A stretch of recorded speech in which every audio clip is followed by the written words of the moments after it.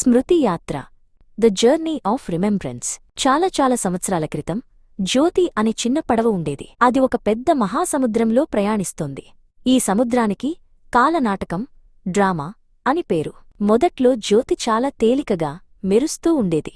కాని కాలనాటకం సముద్రంలో ఎక్కువ దూరం ప్రయాణించే కొద్దీ దానిపై అంతా బురద, చెత్త చేరిపోయాయి. జ్యోతి భారంగా నెమ్మదిగా కదలడం మొదలుపెట్టింది. జ్యోతికి తన గమ్యం గుర్తుకొచ్చింది. నాకు ఒక అందమైన స్వచ్ఛమైన ఇల్లు ఉండేది, బంగారు తీరం ఉండేది అని గుర్తుచేసుకుంది. ఆ ఇంటికి తిరిగి వెళ్లాలంటే అది స్వచ్ఛంగా ఉండాలి. ఇది స్మృతియాత్ర. అప్పుడు దూరంగా చీకటి మబ్బులపైనుండి ఒక అద్భుతమైన కాంతి కనిపించింది.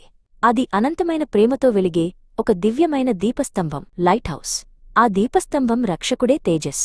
తేజస్ నా తండ్రి, నా అనంతమైన తండ్రి అని జ్యోతి ఉప్పొంగింది. ఆయన నన్ను శుభ్రం చేయగలడు, నేను అక్కడికి చేరుకోవాలి అని తన బురద బరువును మోస్తూ ఆ కాంతివైపు ధైర్యంగా ముందుకు కదిలింది. చాలా ప్రయాణం తర్వాత జ్యోతి చివరికి దీపస్తంభం దగ్గరకు చేరుకుంది. పెద్ద తేజస్, వెలుగుమయమైన వ్యక్తి, ప్రేమగా నవ్వుతూ జ్యోతిని ఆహ్వానించాడు. నా చిన్నారి పడవ, సురక్షితంగా వచ్చావు అన్నాడు. తేజస్ జ్యోతికి ఆనందపు వారసత్వం గురించి వివరించాడు.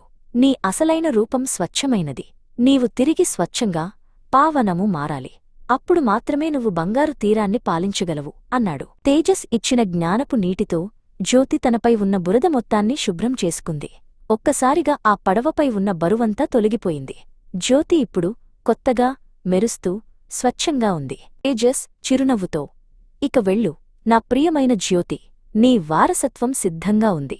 కాలచక్రం, డ్రామా తిరుగుతూనే ఉంటుంది, కాని నువ్వు ఇప్పుడు ఆ పవిత్రమైన తీరంలో ఆనందంగా ఉండగలవు అని దీవించాడు. తేలికైన జ్యోతి వేగంగా, సంతోషంగా ప్రయాణించింది.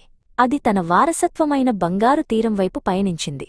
మళ్లీ ఆ మహాసముద్రంలో ప్రయాణించాల్సిన సమయం వచ్చేవరకు జ్యోతి పూర్తిగా శుద్ధంగా, ఆనందంగా ఉంటుంది.